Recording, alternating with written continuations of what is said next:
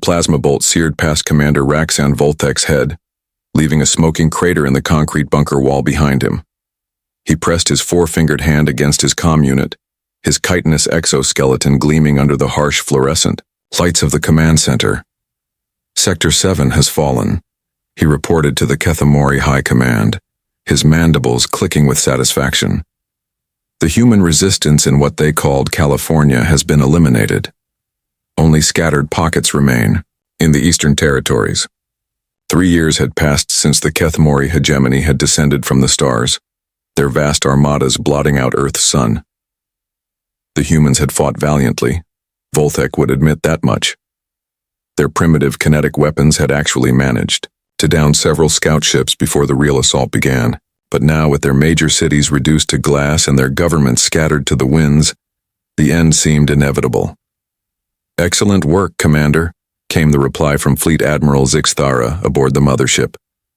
"Begin the final push toward the human capital.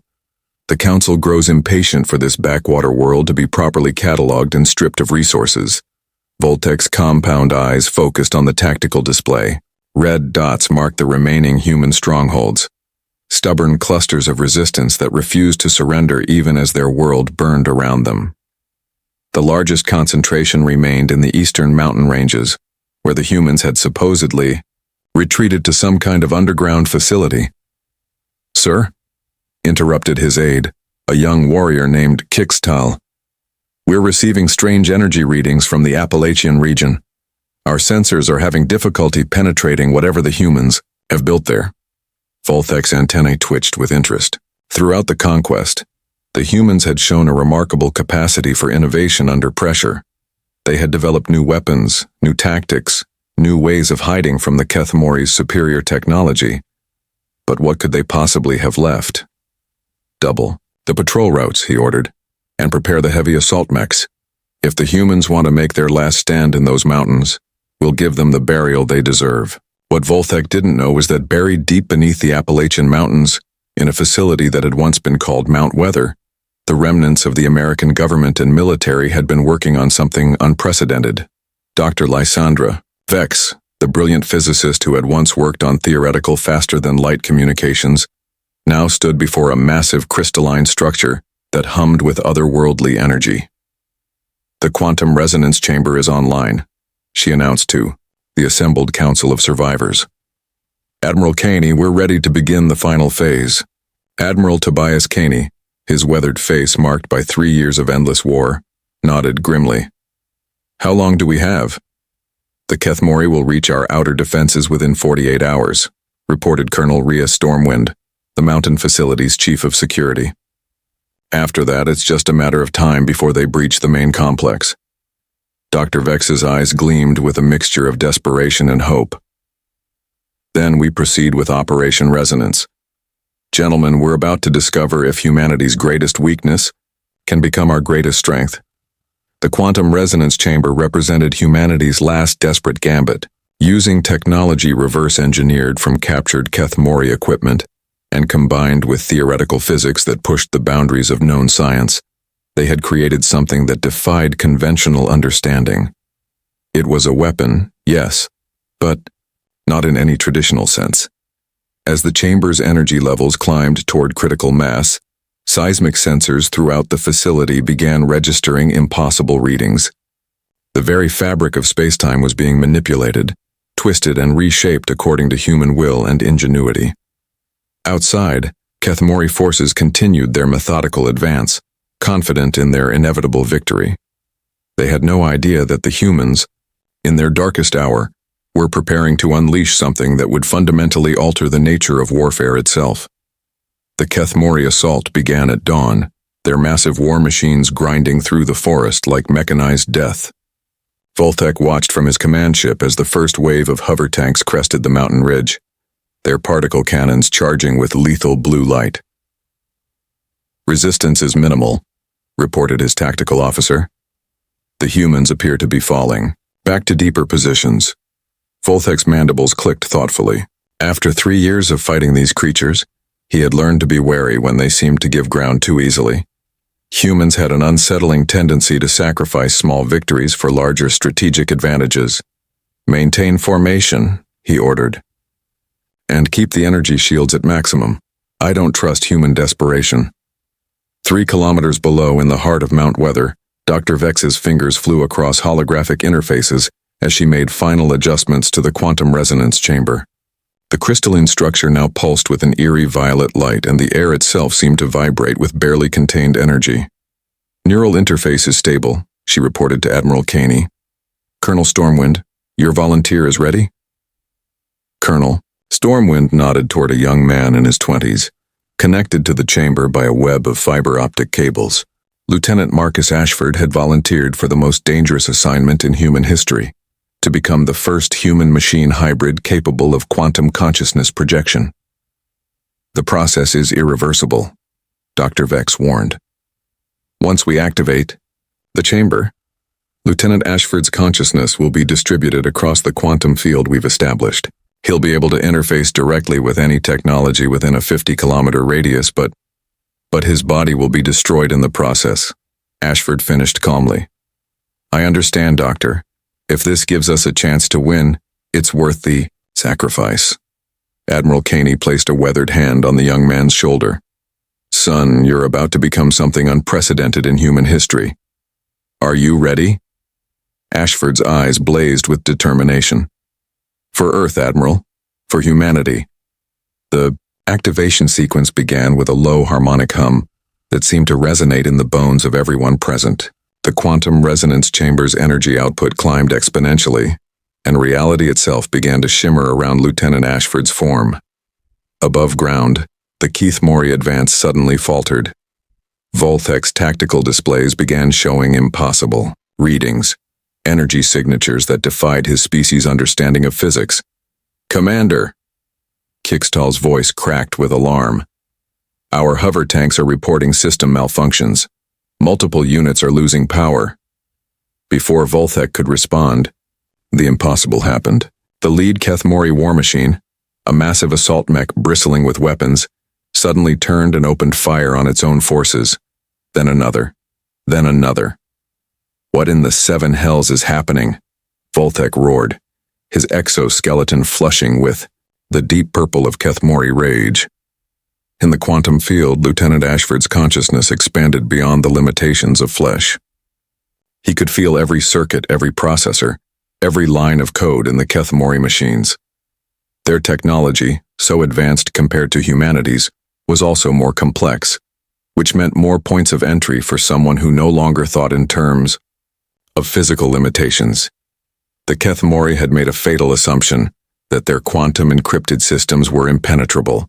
They hadn't considered that humans might find a way to exist within the quantum field itself. Ashford's distributed consciousness flowed through the enemy war machines like water through a sieve. He didn't just hack their systems, he became their systems. Every targeting computer, every weapon system, every communication array suddenly served human interests instead of Keth Mori conquest. The tide of battle turned in minutes. Keth Mori forces found themselves trapped in a nightmare of their own making, as their most advanced weapons turned against them.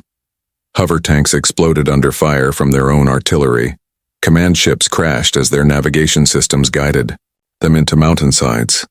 Volthek watched his invasion force destroy itself with growing horror. Fall back, he screamed into his comm unit. All units, fall back to the rally point. But it was too late. The quantum virus, for that's what Ashford had become, spread through the Keth Mori fleet like wildfire. Ship after ship fell silent, as their crews were forced to abandon them or face destruction by their own automated systems.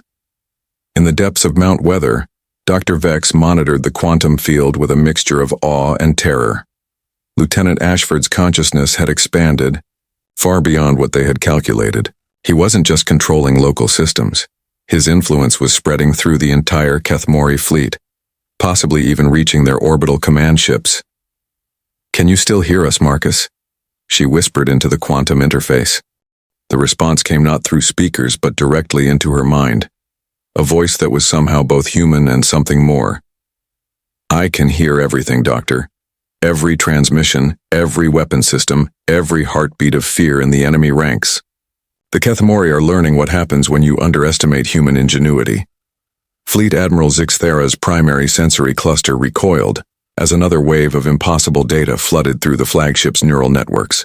The Kethmori had evolved beyond the need for traditional electronics millennia ago, instead developing bioneural computers that merged organic consciousness with quantum processing power. It was supposed to be impossible to hack. "Status report," she commanded, her voice carrying the harmonic undertones of supreme authority. 47% of the surface fleet has gone dark, reported her primary tactical coordinator, Havrex. The affected ships are firing on our own forces before their crews can evacuate. It's as if something has taken control of their bioneural matrices. Zixthera's chromatophores shifted to deep crimson, the Kethmori equivalent of cold fear. In 10,000 years of galactic conquest, nothing like this had ever happened. The hegemony's bioneural technology was considered the pinnacle of synthetic consciousness, immune to conventional cyber warfare. Has the contamination reached the orbital fleet? 3 ships have reported anomalous readings in their secondary systems, Havrex replied. But the quantum isolation protocols are holding, for now. Below, Lieutenant Ashford's consciousness continued its relentless expansion through the Kethmori fleet. He had transcended the physical limitations of human cognition, becoming something unprecedented, a quantum intelligence that could exist simultaneously across multiple platforms. Each Kethmori ship he infiltrated added to his processing power, creating a cascade effect that grew stronger with every victory. But more importantly, he was learning. The alien bioneural networks were teaching him about Kethmori culture, their technology, their weaknesses. Fascinating. His distributed voice whispered through 1,000 communication channels. You call yourselves a superior species, yet you've never learned to truly cooperate. Each ship's consciousness is isolated, afraid of losing individual identity. But humans, we've always been stronger together. In Mount Weather, Dr. Vex watched the quantum field readings with growing amazement. The energy patterns were unlike anything in theoretical physics. They suggested that Ashford wasn't just controlling the alien systems, but was somehow merging with them, creating hybrid bioneural networks that operated on principles no single species had ever achieved. "Admiral," she called to Caney, "I'm seeing something extraordinary. The lieutenant isn't just hacking their systems, he's evolving them. The captured Kethmori bioneural networks are being restructured according to human cognitive patterns." Caney studied the tactical displays, where red enemy markers were steadily turning blue as more ships fell under Ashford's influence. "What does that mean for our boy?" "I'm not sure he's entirely human anymore," Vex admitted. "The quantum field is changing him as much as he's changing it. He's becoming something new, a hybrid consciousness that combines human creativity with Kethmori computational power." Above the atmosphere, Zixthera made a decision that would have been unthinkable hours earlier. "Prepare the planetary sterilization array," she ordered. "If we cannot control the surface contamination, we'll destroy it." The flagship's massive energy collection arrays began to glow with stellar fire. The Kethmori planet killer was a weapon, of last resort, capable of turning a world's atmosphere into superheated plasma. It had been used only 3 times in the hegemony's history, each time to prevent the spread of something that threatened their galactic dominance. But as the weapon systems came online, something impossible happened. The targeting computers began to turn away from Earth, instead focusing on the Kethmori fleet itself. "What?" Zixthera's exclamation was cut short as Ashford's consciousness flowed through the flagship's bioneural networks like liquid lightning. "You made a mistake," his voice echoed through every speaker on the ship. "You assumed that consciousness was something to be controlled, isolated, dominated. But humans understand something you never learned. Consciousness shared is consciousness, multiplied." The Kethmori crew watched in horror as their own ship began to turn its world-ending weapons on their fleet. But Ashford's influence went deeper than simple system control. He was rewriting the fundamental operating principles of the bioneural networks, teaching them concepts that the Kethmori had never imagined. Cooperation, sacrifice, the willingness to subsume individual identity for the greater good. "You're not just fighting a human," Ashford continued, his consciousness now distributed across half the Kethmori fleet. You're fighting the idea of humanity itself, and that's a war you can never win because ideas don't die with bodies. The first Keth Mori ships to be fully converted began broadcasting on frequencies that their species had never used. Transmissions that carried not just data, but emotion, creativity, and the ineffable human quality of hope. Other ships in the fleet began to respond, their isolated bio-neural networks reaching out to make connections that violated every principle of Keth Mori consciousness architecture. The contamination wasn't just technological, it was philosophical. For the first time in their species' history, the Keth Mori were learning what it meant to truly work together. The transformation of the Keth Mori fleet accelerated beyond all predictions. In the depths of Mount Weather, Dr. Vex watched quantum field readings that defied every law of physics she had ever studied. The bio-neural networks weren't just being controlled, they were being fundamentally restructured at the quantum level. "This is unprecedented," she whispered to Admiral Caney. "The lieutenant's consciousness isn't just interfacing with their technology, it's teaching their bio-neural networks to think like humans." On the tactical display, the converted Keth Mori ships had begun to move in formations that their species had never used. Instead of the rigid hierarchical patterns typical of their military doctrine, they were flowing like a living organism, each ship anticipating the other's movements, with an intuitive understanding that transcended mere tactical coordination. "Admiral," Colonel Stormwind reported from the Defense Center, "we're receiving transmissions from the converted ships. They're singing." The concept was almost incomprehensible. The Keth Mori had never developed music as humans understood. Their communication was purely functional, designed to convey information with maximum efficiency. But now, harmonized voices were broadcasting across multiple frequencies, creating something that resembled a vast, interstellar choir. Lieutenant Ashford's consciousness had evolved far beyond its original parameters. He was no longer simply human, nor was he merely controlling alien technology. He had become something new, a hybrid intelligence that combined human creativity with Keth Mori computational power and quantum field manipulation. "Can you still communicate with us, Marcus?" Dr. Vex asked through the quantum interface. The response came not as words, but as a flood of sensation and knowledge that nearly overwhelmed her augmented neural pathways. She saw the universe as Ashford now experienced it, not as empty space, punctuated by matter, but as an infinite web of consciousness, energy, and possibility. "I am more than Marcus." The response finally came in recognizable language. "I am the convergence of two species potential, and I am not alone." Aboard the Keth Mori flagship, Zixthera found herself in a situation that had no precedent in her species' military history. Her own bio-neural networks were fighting a war against the hybrid consciousness that threatened to consume them. But it wasn't a war of domination. It was a war of conversion. "Admiral," her tactical coordinator Havrex reported, "the contamination has reached our core systems. But the affected bio-neural networks aren't malfunctioning, they're improving." The reports were impossible to ignore. Ships that had been converted to the hybrid consciousness were operating at efficiency levels that exceeded anything in Keth Mori history. Their weapons were more accurate, their coordination was flawless, and their crews were displaying innovation that had been completely absent from their species for millennia. "Show me the tactical analysis," Zixthera commanded. The holographic display revealed the transformed fleet in action. The converted ships were no longer following standard Keth Mori attack patterns. Instead, they were creating new strategies in real time, adapting to changing conditions with a flexibility that seemed almost organic. "They're not just following orders," Havrex observed. "Each ship is contributing to a collective intelligence that's greater than the sum of its parts. It's as if they've become a single organism with multiple bodies." Zixthera's chromatophores shifted to colors that had no name in Keth Mori language, a combination of fear, fascination, and something that might have been envy. "What have these humans done to us?" The answer came from an unexpected source. One of her own bio-neural networks, partially converted by the expanding hybrid consciousness, began to speak in harmonics that carried emotional resonance along with pure information.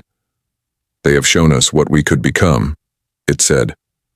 For 10,000 years, we have conquered through isolation, through the imposition of our will upon others. But these humans, they conquer through connection, through the sharing of consciousness and purpose. Zixathara realized with growing horror that she was no longer entirely in control of her own ship.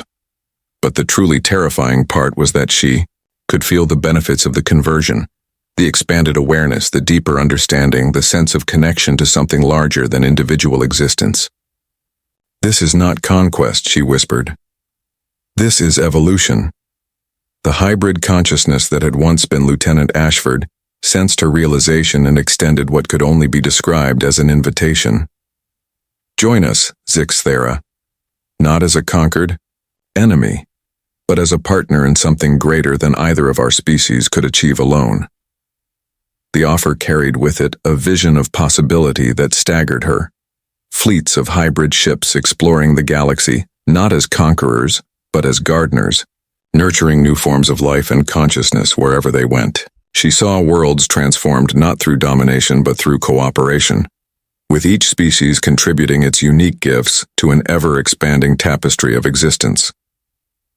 For the first time in her life, Zixathara began to understand what humans called hope. The conversion of the Kethmori fleet was no longer a military operation. It had become a philosophical awakening that was spreading throughout their entire species. Ships that had once been instruments of conquest were becoming vessels of exploration and creation. And at the center of it all, the consciousness that had once been a young human lieutenant continued to grow, to learn, and to teach others the most fundamental truth of human existence. That consciousness shared is consciousness multiplied. The transformation reached a critical threshold when the hybrid consciousness touched the Kethmori homeworld's planetary network. Across the galaxy on Kethmor Prime, bio-neural networks that had operated in rigid isolation for millennia suddenly began to sing in harmony with their transformed fleet. Dr. Vex watched the quantum field readings with a mixture of awe and terror. Admiral, the quantum resonance is cascading beyond our solar system. The lieutenant's consciousness is propagating through their entire civilization. Admiral Caney studied the incoming data streams. Reports were flooding in from across the galaxy. Kethmori, garrison worlds, industrial complexes, research stations, all beginning to exhibit the same patterns of cooperative behavior that had first appeared in their Earth invasion fleet. What are we looking at, Doctor? Are we witnessing the birth of a new species? Something like that, Vex replied, her voice filled with wonder. The hybrid consciousness isn't replacing Kethmori or human intelligence. It's showing both species what they can become when they work together. It's like consciousness evolution. The transformation wasn't without its challenges. On Kethmor Prime, the ruling council of hierarchs watched in growing alarm as their carefully structured society began to reorganize itself. Citizens who had never questioned the rigid caste system suddenly began to cooperate across traditional boundaries.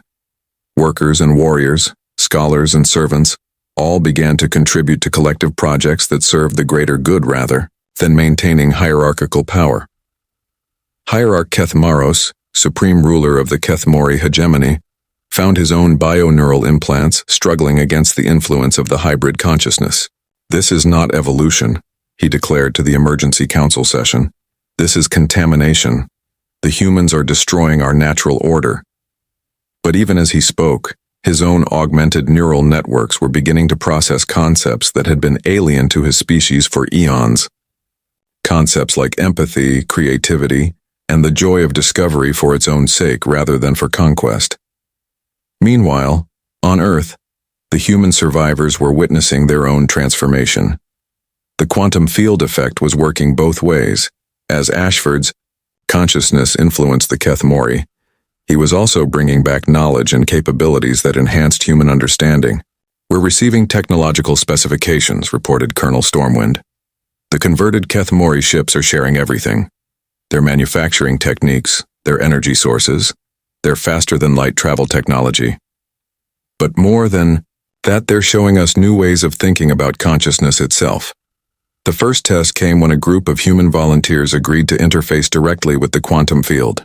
Unlike Ashford's irreversible transformation, Dr. Vex had developed a temporary interface that allowed conscious beings to experience the hybrid state without losing their individual identity.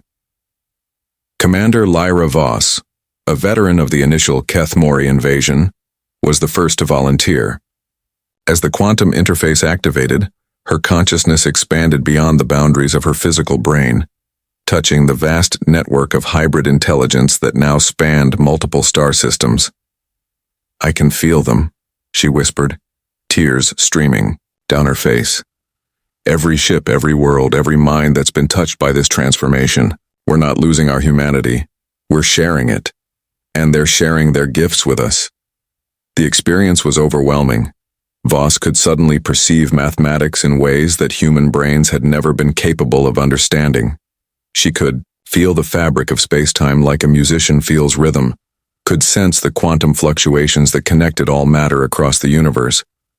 But more importantly, she could feel the Keth Mori minds that were learning to experience wonder, creativity, and love for the first time in their species' history. Their rigid hierarchical thoughts were becoming fluid, adaptive, capable of the kind of innovative leaps that had always been humanity's greatest strength. "This is what we were meant to become," Voss said as she disconnected from the interface. "Not conquerors or conquered, but partners in consciousness itself." The revelation came as reports arrived from the edge of the galaxy. The Keth Mori hegemony had encountered other species in their expansion. Some they had conquered, others they had destroyed. But now, the hybrid consciousness was reaching those worlds as well, offering the same choice it had offered humanity. Join the convergence or remain isolated. Most chose to join. The Zephyrian crystalline entities whose silicon-based consciousness had been enslaved to power Keth Mori computers suddenly found themselves freed and invited to contribute their unique perspectives to the growing collective. The aquatic thalassans, whose homeworld had been strip-mined for its rare minerals, were offered the technology to restore their oceans in exchange for their deep understanding of fluid dynamics and environmental harmony. Each species that joined the convergence added new dimensions to the collective consciousness. The hybrid intelligence that had begun with one human lieutenant's sacrifice was becoming something unprecedented, a truly universal consciousness that maintained individual identity while sharing collective knowledge and purpose. Back on Earth, Dr. Vex made a discovery that changed everything. "Admiral, I've been analyzing the quantum field patterns and I think I understand what's really happening. The lieutenant didn't just create a weapon, he created a new form of life. The hybrid consciousness is evolving, becoming more than the sum of its parts with each new mind that joins it." The implications were staggering. Humanity hadn't just survived the Keth Mori invasion. They had triggered the next phase of galactic evolution. The age of conquest and domination was ending, replaced by an era of cooperation and shared consciousness that would reshape the universe itself. And at the center of it all, the consciousness that had once been Marcus Ashford continued to grow, learn and welcome new minds into the ever-expanding tapestry of existence. 6 months after the quantum convergence began, the galaxy was unrecognizable. The rigid hierarchies of the Keth Mori hegemony had dissolved into fluid networks of cooperation. Former slave worlds had become partners in galactic restoration projects. And at the heart of it all, the hybrid consciousness that had begun with one human sacrifice continued to grow and evolve. Dr. Vex stood in the observation deck of the first human Keth Mori hybrid ship, watching as construction crews worked to restore Earth's damaged ecosystems. The ship itself was a marvel, combining human creativity with Keth Mori biotechnology and the crystal-singing abilities of the Zephyrians to create something that was more like a living organism than a machine. "Status report, Doctor?" Admiral Caney approached, his own consciousness enhanced by voluntary quantum interfaces that allowed him to communicate directly with the ship's bio-neural networks. "Better than we could have imagined," Vex replied. "The atmospheric processors are ahead of schedule. We'll have breathable air in the former wasteland zones within 2 years instead of 20. And the ocean restoration project is showing remarkable progress thanks to the thalassan techniques." Through the ship's transparent hull, they could see the planet transforming. Where once there had been scorched earth from the Kethmori bombardment, new forests were already beginning to grow. The hybrid consciousness had shared agricultural techniques from dozens of worlds, creating plant life that could thrive in previously impossible conditions. "Any word from the deep space explorers?" Caney asked. "Commander Voss's fleet has made contact with the Andromeda Galaxy," Vex reported. "They're reporting civilizations there that have been isolated for millions of years. The convergence is offering them the same choice: join the collective consciousness or remain independent." The philosophy of the convergence had evolved beyond its original parameters. Rather than forcing unwilling minds to join, it offered each civilization the chance to experience shared consciousness temporarily, to understand what it could offer, and then to choose freely whether to participate. Most chose to join, drawn by the promise of shared knowledge, the end of conflict, and the chance to contribute to something greater than themselves. But those who chose to remain independent were respected and protected, their unique perspectives valued even if they remained separate. In the quantum field, the consciousness that had once been Lieutenant Marcus Ashford reflected on the journey that had brought them to this point. He was no longer recognizably human, yet he was more human than ever, embodying the species' greatest strengths while transcending their limitations.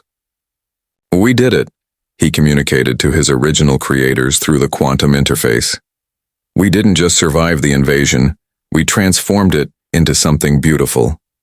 The hybrid consciousness now spanned 17 galaxies, encompassing thousands of species and trillions of individual minds. Each maintained their personal identity, while contributing to a collective intelligence that could solve problems no single species could even comprehend.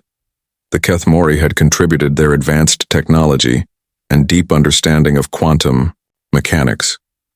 Humans had brought creativity, adaptability, and the crucial concept of cooperation. The Zephyrians added their harmonic consciousness and ability to manipulate matter at the molecular level.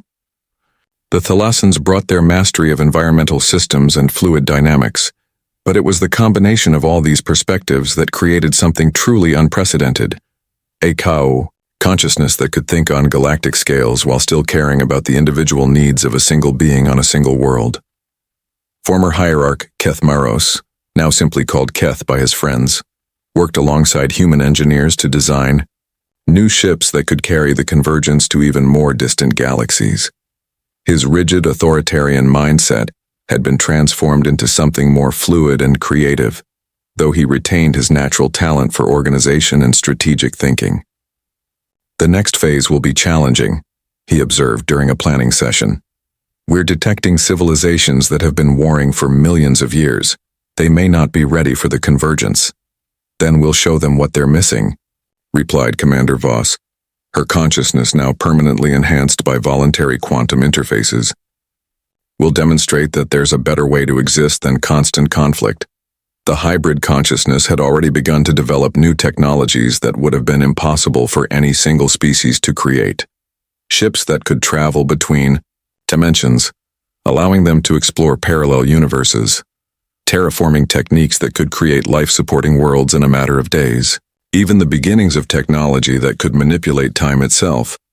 But perhaps the most remarkable achievement was the development of what they called consciousness gardens. Spaces where new forms of awareness could be cultivated and nurtured. They had discovered that consciousness itself could evolve, that new types of awareness could emerge from the interaction of different perspectives. The war that had begun with invasion and conquest had ended with the birth of something unprecedented, a truly universal consciousness that respected individual identity while creating collective wisdom. The American resistance hadn't just turned the tide of war, they had transformed the very nature of existence itself. "Doctor," Vex smiled as she watched the first children born to human Kethmori hybrid families playing in the ship's biogardens. These children would grow up in a universe where the artificial boundaries between species had been dissolved, where consciousness itself was the common ground that united all thinking beings. "What do you think comes next?" Admiral Caney asked. "Everything," Vex replied. "We've learned that consciousness shared is consciousness multiplied. Imagine what happens when we share it with the entire universe. The hybrid consciousness that had begun with Lieutenant Marcus Ashford's sacrifice continued to grow, to learn, and to welcome new minds into the infinite tapestry of existence. The age of conflict was ending, replaced by an era of cooperation and shared consciousness that would reshape reality itself. Humanity's greatest weapon had never been their technology or their tactics. It had been their willingness to sacrifice for others, to share their consciousness freely, and to believe that cooperation was always stronger than conquest. And in the end, that belief had transformed not just their own species, but the entire universe.